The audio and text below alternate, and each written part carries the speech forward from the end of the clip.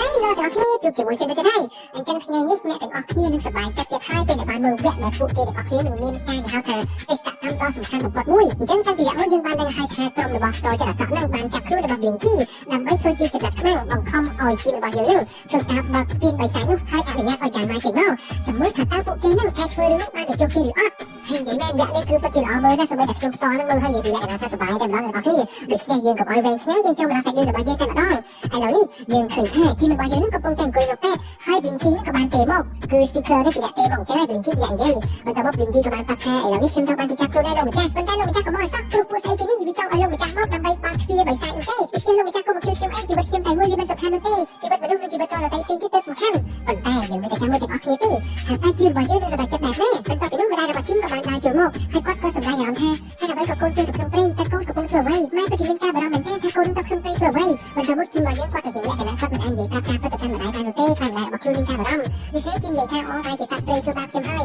យប៉ុន្តែម្ដាយរបស់ជីមក៏តែមានការឆ្ងល់ម៉ាក់មិនជឿទេកូនប៉ុន្តែម៉ាក់ក៏មានរឿងមួយចង់ប្រាប់ដែរមានក្មេងស្រីម្នាក់គឺបានតាមមើលថែកូនពេញរយៈតែម្ដងនាងគឺជាឃ្លានោះឯងរីឯជីមរបស់យើងក៏លេងសូឃ្លានាងខំទីកម្មថែរក្សាចិត្តខ្លួននៅសប្បាយចិត្តពេកប៉ុន្តែម្ដាយរបស់ជីមគឺមានការអត់អន់ចិត្តចំពោះកូនរបស់ខ្លួនខាងនេះព្រោះអីមានបញ្ហាអ្វីម្ដាយថាម្ដាយរបស់ខ្លួនតទេបន្ទាប់ពីនោះម្ដាយរបស់ជីមគាត់ក៏បានយកសម្បត្តិដែលជីមនឹងបានសរសេរបាទវគ្គដែលជីមនឹងទៅប្រកួតជាមួយនឹងច្រើននោះឯងបន្ទាប់មកម្ដាយរបស់ជីមក៏បាននិយាយថាម៉ាក់មិនបានសម្បត្តិនេះមើលទេម៉ាក់ចង់ឲ្យកូននិយាយជាមួយម៉ែផ្ទាល់ដូច្នេះតែកូនចង់មានអ្វីប្រាប់ម៉ែកូនអាចប្រាប់ម៉ែបានប៉ុន្តែជីមតែជាសម្ដែងថាគាត់មិនចង់ប្រាប់អញ្ចឹងទៅបន្ទាប់មកម្ដាយរបស់ជីមគាត់មានការអន់ចិត្តមែនទែនតែម្ដងដូចហើយគាត់ក៏បានដើរចេញពីទីនោះហើយបានប្រាប់ថាដូច្នេះកូនអាចចេញពីពេទ្យបានហើយត្រៀមខ្លួនសម្រាប់ការសម្ដែងចុះអូអញ្ចឹងជីមរបស់យើងមានការសម្ដែងទៀតឥឡូវនេះជីមរបស់យើងបានមកដល់ផ្ទះហើយគាត់នឹងក៏បានត្រៀមខ្លួនសម្រាប់ទៅជួយ Blinky បន្ទាប់មកតាក៏បាននិយាយថាហើយអ្វីទៅជួយ Blinky វាដូចជាដើរទៅស្លាប់អញ្ចឹងបន្ទាប់មកជីមក៏បាននិយាយថាបើសិនជាត្រូវឯងជាប់នៅទីនោះក៏ខ្ញុំទៅជួយដូចគ្នាបន្ទាប់មកគាត់នឹងត្រូវសូមបានមានខ្លួនមានអារម្មណ៍ថារំភើបតែម្ដងរួចហើយជីមរបស់យើងក៏បានធ្វើការលាគ្នាជាមួយត្រូវហើយមុននឹងលានឹងជីមក៏បាននិយាយថាបើសិនជាខ្ញុំបាត់បង់ជីវិតខ្ញុំសង្ឃឹមថាត្រូវឯងនឹងខ្លាចទៅជាជួយ Hunter បន្តពីខ្ញុំប៉ុន្តែត្រូវរបស់យើងហាក់ដូចជាមិនសង្ឃឹមអញ្ចឹងទេគាត់ចង់ឲ្យជីមរបស់យើងបន្តធ្វើជាជួយ Hunter ទៀតពីព្រោះអីទឹកចិត្តរបស់ជីមនឹងគឺពិតជាមនុស្សល្អខ្លាំងណាស់ក្នុងកំណត់ពេលនោះផងដែរ Claire ក៏បានទេមកកាន់ជីមហើយបានសួរថាជីមអាចមកសម្ដែងបានដែរឬអត់ព្រោះខ្ញុំមិនអាចសម្ដែងខ្វះទូប្រំបានទេបន្តមកជីមក៏បាននិយាយថាជីមយ៉ាងណាខ្វះអ្នកគ្រូទៅក្នុងរយៈពេល1ម៉ោងទេខ្ញុំមិនអាចទៅជួយនាងបានហើយខ្ញុំមិនឲ្យការសម្ដែងរបស់នាងតែចេញនោះទេ Claire ក៏បាននិយាយថានាងអរគុណខ្លាំងណាស់ហើយនាងនឹងចាំជីមជានិច្ចអញ្ចឹងឥឡូវនេះយើងឃើញថាជីមរបស់យើងបានមកជួបជាមួយនឹងលោក Stickler ចាំមើលថាតើលោក Stickler នឹងនាំជីមទៅកន្លែងណាហើយអ្វីដែលគួរភ្ញាក់ផ្អើលនោះគឺលោក Stickler បាននាំជីមមកកាន់សារមន្ទីរចាស់នោះដោយគាត់នឹងបាននិយាយថាកន្លែងដែលស្រួលស្នាក់បំផុតគឺជាកន្លែងដែលសុវត្ថិភាពដូច្នេះហើយបានជាយើងយកកន្លែងសម្រាប់បង្កើតស្ពានទៅទីនេះ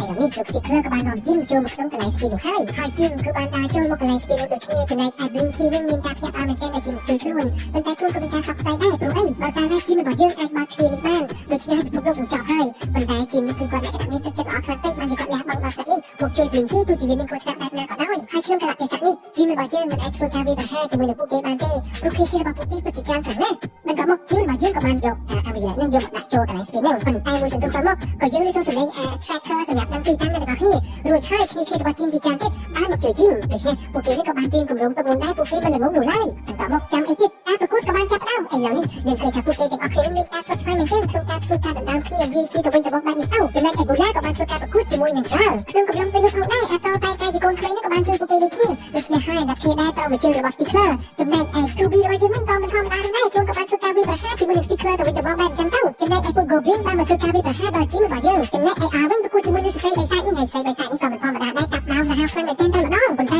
R របស់យើងក៏មិនល្ងងនោះដែរខ្លួនបានឃើញពួក Goblin នោះហើយដូច្នេះ R ក៏បានបញ្ឆោតឲ្យស្ត្រីម្នាក់នោះសម្រាប់ពួក Goblin មកក្បាលដូច្នេះពួក Goblin ទាំងអស់នោះក៏បាននាំគ្នាធ្វើការវាយប្រហារមកលើស្ត្រីម្នាក់នេះបន្តទៀតបាទអញ្ចឹងសួរទៀតហើយវាគ្នាចុះវាគ្នាឡើងយើងក៏បានឃើញថាឥឡូវនេះវាបានធ្វើមានការខ្ទេចខ្ទីពេញនោះទាំងអស់តែម្ដងហើយចំណែកឯ 2B របស់យើងវិញនិយាយពីយ៉ាងមែនទែនបានមកជួយគេមែនប៉ុន្តែយកកបាត់ខាងគូតយកមកអាខាងអាមកដាច់ចំក្រោយក៏បានអាខាងមុខកបាត់វិញនោះបានអាដាច់បាទចេះតែមានឲ្យ 2B របស់យើងអើយបន្តពីនោះដល់ជាមួយបូឡាក៏បានប្រយុទ្ធគ្នាចុះយកគ្នាឡើងនោះធ្វើឲ្យត្រៃរបស់យើងធ្លាក់ចុះរួចហើយក៏បានមកជួយធ្វើការប្រយុទ្ធជាមួយនឹងបូឡាបន្តមកបូឡាក៏បានរំលឹកនឹងចាស់តាក់ទងនឹងរបស់យើងចឹងពួកគេក៏បន្តធ្វើការប្រយុទ្ធគ្នាទៅវិញទៅមកទៀតទៅរួចហើយជីមរបស់យើងក៏បានជិះឱកាសនេះធ្វើការកាត់ខ្សែរបស់ Blinky ឲ្យធ្លាក់ចុះពេលដែលធ្លាក់ចុះមកនឹង Blinky កិនចំ Goblin ដូចជាដល់នេះក្រុម Goblin បានធ្វើការវាយប្រហារមកក្រុមពួកគេបន្តទៀតទៅចំណែកឯជីមរបស់យើងវិញធ្វើការប្រយុទ្ធគ្នាជាមួយលោក Stickler ប៉ុន្តែនឹងជីមរបស់យើងនឹងគឺចាញ់លោក Stickler ដូច្នេះហើយ Stickler នឹងក៏បានយកដៃរបស់ជីមដក Amulet ចេញពីដើមទូរបស់ជីមហើយយក Amulet នោះនៅក្នុងដៃរបស់ជីមនឹងដាក់ចូលទៅកន្លែង Spin នោះឥឡូវនេះយើងឃើញថា Spin នេះគឺចាប់ផ្ដើមដំណើរការមែនទែនហើយតើធ្វើយ៉ាងម៉េចទៅអ្នកទាំងអស់គ្នាក្នុងកំឡុងពេលនេះដូច្នេះយើងក៏បានឃើញថាថាមពលអស្ចារ្យនៃទ្វារស្ពាននេះ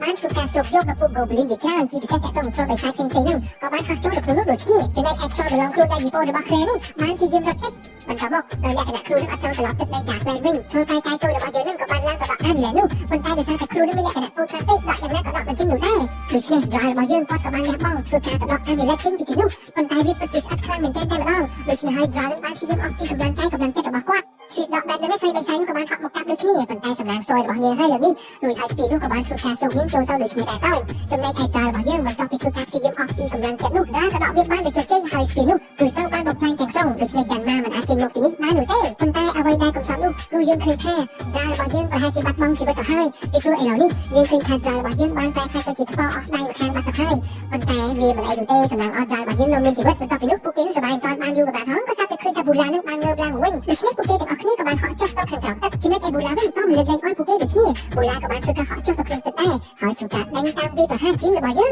ដូច្នេះហើយឥឡូវនេះយើងឃើញថាជីមនឹងបានដដែលទឹកមកក្រោមស្ពានពេលដែលហក់ចាប់ស្ពានក៏ប្រកាសឃើញថាប៊ូឡាបានមកដល់ក្រោមស្ពាននេះមុនបាត់ទៅហើយរួចហើយពួកគេទាំងពីរនាក់ក៏បានធ្វើការវាប្រហារគ្នាយ៉ាងរងចាំរងគ្រោះតែម្ដងប៉ុន្តែមើលទៅជីវិតរបស់យើងហាក់ដូចជាគ្មានកម្លាំងដល់ប៊ូឡានោះទេព្រោះប៊ូឡាមានធំក៏ធំហើយខ្លាំងក៏ខ្លាំងដែរប៉ុន្តែដោយភាពផ្សាត់វិញយើងឃើញថាជីវិតរបស់យើងបានធ្វើឲ្យប៊ូឡារបួសមួយដាវបាទពិតជាខ្លាំងមែនជីមឥឡូវនេះប៉ុន្តែខ្លាំងមិនបានយូរនោះទេប៊ូឡាក៏បានធ្វើការចាប់ជីមហើយបំរុងសម្រាប់ជីមប៉ុន្តែជីមនេះក៏បានព្យាយាមពេកពីប៊ូឡាតន់ហើយធ្វើការរត់មករត់ទៅលើថ្ងៃព្រោះអីប៊ូឡាមិនអាចទៅលើផ្ទះបានហើយប៉ុន្តែវាសនាអាក្រក់ណាស់លើកនេះប៊ូឡាក៏បានធ្វើការចាប់ជីមរបស់យើងបានដដែលហើយបានយកមកធ្វើការច្បាច់តនៅលើស្ពាននេះបំរុងនឹងបាត់បង់ជីវិតព្រោះអីសម្រាប់ខ្លាំងណាស់រីឯ Toby វិញក៏បានស្អែកកាប់ជីមតស៊ូឡើងជីមប៊ូឡាក៏បាននិយាយថាពួកឯងទាំងអស់គ្នាចាំមើលយើងនឹងសម្រាប់ Troll Hunter ឲ្យពួកឯងមើលម្ដងទៀតបន្តមកជីមរបស់យើងក៏បាននិយាយថាខ្ញុំមិនមែនជា Troll Hunter ទេរួចហើយជីមក៏បានធ្វើការដោះ Amulet ជីមពីខ្លួនរបស់ជីមពាក់ Amulet នោះម្ដងទៀតហើយប្រើដាវរបស់ជីមចាក់ចំខ្លួនរបស់ប៊ូឡារួចហើយធ្វើឲ្យប៊ូឡាបាត់បង់ជីវិតធ្លាក់ចូលទៅក្នុងទឹកបាទទៅបាទអញ្ចឹងជីមរបស់យើងគឺសម្រាប់ប៊ូឡាបានជោគជ័យណាស់ទាំងអស់គ្នារីឯអ្នកដទៃទៀតពួកគេមានការសប្បាយចិត្តខ្លាំងមែនទែនព្រោះជីមរបស់យើងនឹងបានសម្រាប់ប៊ូឡាបានជោគជ័យជាពិសេសដាវរបស់យើងក៏បានអរគុណជីមដែរដែលបានសងសឹកឲ្យឪពុករបស់ខ្លួនដែលបានបាត់បង់ជីវិតដោយស្នាដៃរបស់ប៊ូឡាដូចគ្នានេះបន្តមក Toby របស់យើងក៏បាននឹកឃើញថាអូការសម្ដែងជីមអីក៏សម្ដែងហ្នឹងហើយកំឡុងពេលនោះផងដែរហ្នឹងសត្វតែប៊ូឡាអត់ទាន់បាត់បង់ជីវិតទេហក់មកម្ដងទៀតប៉ុន្តែលើកនេះត្រូវបានអររបស់យើងវាគំតិចទៅជាដុំថ្ម